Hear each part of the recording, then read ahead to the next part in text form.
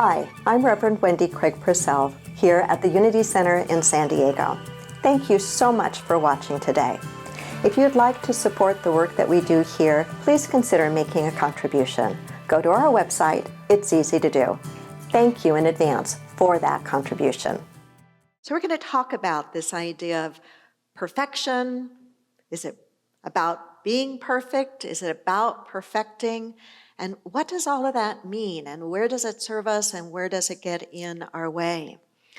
In his book, The Laws of Love, Paul Ferrini writes, "You weren't given your gift to hide it or hold onto it, but to cultivate it, to bring it forth and give it without reservation to all who need it." And in his treatment of this idea of perfection or perfecting, what he really points to is something incredibly important and helpful for us to remember. And that what the journey is really about is coming into a full realization that each and every one of us has unique talents and gifts. And those unique talents and gifts are meant to be cultivated, are meant to be perfected, if you will, not so much from a place of perfection, and this is where words get a little bit tricky, but from the place of development, from the place of continuous improvement. For some of us, it takes a while, a few years of experimentation, of lessons learned, of life experience, to get a sense of who and what we really are. How were we truly created? What makes us unique? What are the talents and gifts that we have? And then when we begin to get a sense of what they are, it's about embracing them. And it's about looking at our whole life's journey as an opportunity to cultivate them. And to realize that the cultivation of them and the improvement and development of them is not meant just for our own benefit, but is really meant to be shared and to be a blessing to all others. If you really think about it, if each and every one of us got very clear on what our individual gifts and skills and talents are, and really we're committed to developing them and continuously looking at how we can improve upon them. If each of us was playing to those strengths that we have, wouldn't you agree that this whole world would function so much better? Our families would be more dynamic, more healthy, more functional, more fun. Our communities would be more successful and thriving. You see, each of us is meant to be the perfect work of art that God created us to be. But who I am is not the same as who you are. And the gifts that I have, or the talents or the skills that I have, are different than yours. And that's a good thing. That's a good thing. We're not meant to be the same. We're meant to be the best version of ourselves that we can. So it's about development. It's about progress. It's not about perfection. It's not about comparison. It's not about seeing how we stack up against somebody else. It is, if competition comes into the arena at all, it is not for us to compete with someone else. It's for us to compete, and I use that word lightly and gently, with our former version of ourselves. To not compare, but to notice what is the progress we are making.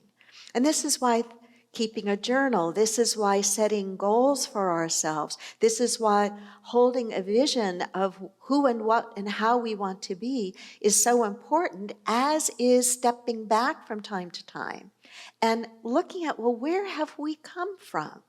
Where and how were we this time last year? And I'm not talking about COVID right now, but in our own development. And are we about continuing to hone the uniqueness of who and what we are?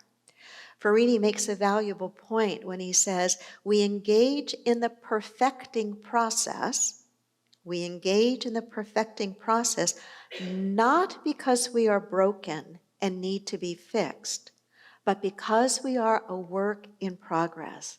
We have unrealized potential. Let me repeat that.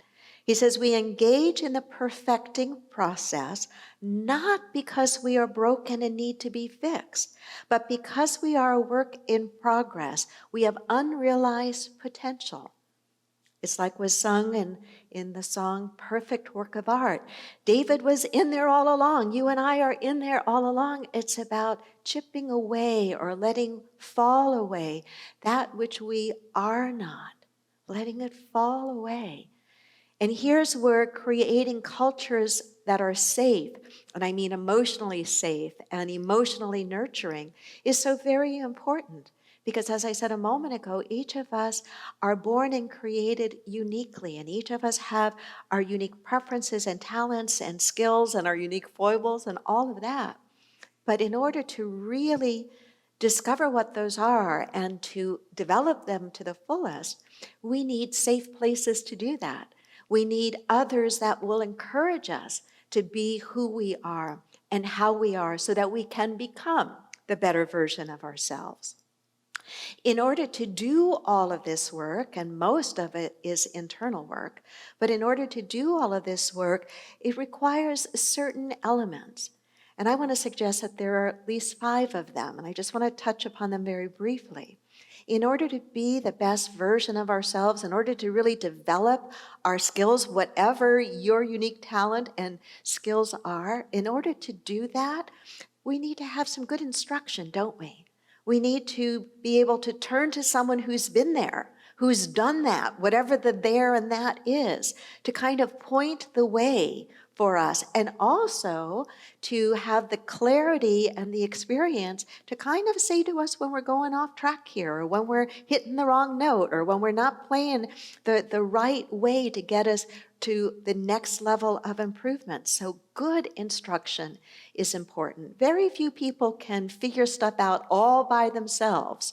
They need somebody who's been there before, whether it's learning how to meditate, to have someone who can really guide you in that process and answer some questions can be incredibly important, whether it's learning to play an instrument. Yes, we can watch things online, and there can be great value in that, but to really sit at the feet of someone who knows what they're doing, who can listen, who can observe, and who can give us feedback is important, whether we're talking about a practical skill in life or a spiritual skill in life. Second is that we have to have some commitment to the learning process. It would be so nice, wouldn't it, if all of our learning in life was a steady progression upward and onward without ever hitting a plateau and without ever taking a detour and without ever fumbling, but it's not the way it works. We kind of fall our way, trial and error, into success, into improvement, and it requires that we are committed to the learning process, that we're not just dabbling in it, that we're really serious, that we want to develop our unique talents and skills. Thirdly, it requires consistent practice. We don't get there in a happenstance way. You know, long after, what is the expression or definition of a professional? One who continues at it long after the initial mood has passed. In other words, consistently applying that which we know. So if it is a skill that we are wanting to develop to be more nurturing, or whether it is our artistic skills, whatever the area is that we feel we are talented in and we want to hone, we have to be willing to consistently practice at that and know we're going to make mistakes. We have to move forth past self-consciousness. I don't know how this is for you, but I can look at certain areas in my life where what holds me back the most is me. My self-consciousness. I don't want to do it because I'm afraid I'm going to do it really badly or I might get hurt.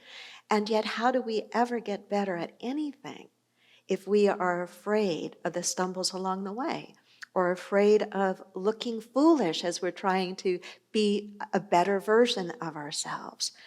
And this is a point that Farini makes, and I really liked it because I'd never thought of it on my own. And it is the idea that as we get better at whatever it is that is our unique talent and gift or skill, whatever you want to call it, as we get better at it, we've got to share it. That it's not meant just for us, it's meant to be shared. Think about somebody who is a musician, who has spent years developing their talent and their skill at either singing or performing. Wouldn't it be a great loss if they never had a chance to perform and share that with others? We're meant to not just grow and develop in isolation, but to share that with others, to bless others with it, to inspire others with it. We are here not just to realize our potential, but to share it with others, to bless others with it. Whether it's a talent like singing that you just heard from Nathan, or you hear Sunday after Sunday from Janet and our other artists, or whether it is cooking, or your ability to organize and plan, or your eye for design, or your ability to fix things, whatever it is that kind of uniquely makes you you, and that puts a smile on your face, and you kind of know, gee, I'm pretty good at that. I want to get better at that. It's not just meant for you. You see, we're meant to live in community. We're meant to strengthen one another. We're meant to be together and to offer what we have to make the whole better and stronger. It's one of the things that I think so many of us are missing during this nearly year-long isolation, that we are missing being with other people and experiencing the nuance of difference, experiencing the different points of view and the different ways of expressing, whether it is verbally or in appearance or in ideas, because we each grow as we are exposed to a wider range of this wonderful tapestry of what it is to be a human being. Farini suggests that one can't be a student forever hiding his progress in a way that is selfish. So as you are getting better and better at the thing you love to be and do, hold the thought or consider, are you being selfish if you don't share it? If you don't inspire others with whatever that is? There is a definite relationship between excellence in developing and using our talents and skills, and abundance. A definite relationship between excellence in developing our talents and skills and abundance. The world is drawn to examples of excellence. Doesn't have to be perfection. There's no such thing as perfection, but there absolutely is such a thing as excellence. And we know it when we see it. We know it when we hear it. We know it when we taste it. We know it when we feel it. And those who have developed and honed whatever their particular skill is, whether it is writing or telling stories or counseling or healing or nurturing, whatever that is, we recognize someone who has taken the time and the effort and the consistent practice to become excellent in it, and that excellence is rewarded. It is rewarded with acknowledgement. It is rewarded with affirmation. It is rewarded with abundance. And it's rewarded with that sense of feeling good. What also happens when we are in a groove, when we are playing to our strengths, when we are allowed to exercise and hone and develop our talents and our gifts, what also happens is we begin to experience more of what the Taoists call the flow, the Tao, the way, the creative flow. It's not that we don't still effort. It's not that there is nothing for us to do. There is, but there is an effortlessness to our effort. There is a fluidity to our effort. We begin to prosper less by labor and more by grace. Think about that for a moment. We begin to prosper less by labor and more by grace. Farini makes another point in the book, and I want to share this with you because I think I found it to be very insightful and also very helpful personally. The point he makes is that there is a connection between perfection, and he is writing about perfection now, and forgiveness. The higher our standards, the more fussy we are, the more we have to watch this or we will get in our own way. And then he goes on to write, all masters are not only masters of their craft, they are masters of forgiveness. Think about that for a moment. Typically, when I think of forgiveness, I think of forgiving someone or something that has harmed me. But he's writing about forgiveness in a somewhat different way here. All masters are not only masters of their craft, they are masters of forgiveness. At an early age, the pianist learns to forgive his finger when it hits the wrong key, and the vocalist learns to forgive her voice when it sings off key. Each learns to make necessary correction. A perfectionist does not achieve mastery no matter how hard he tries, because he is trying for something that does not exist.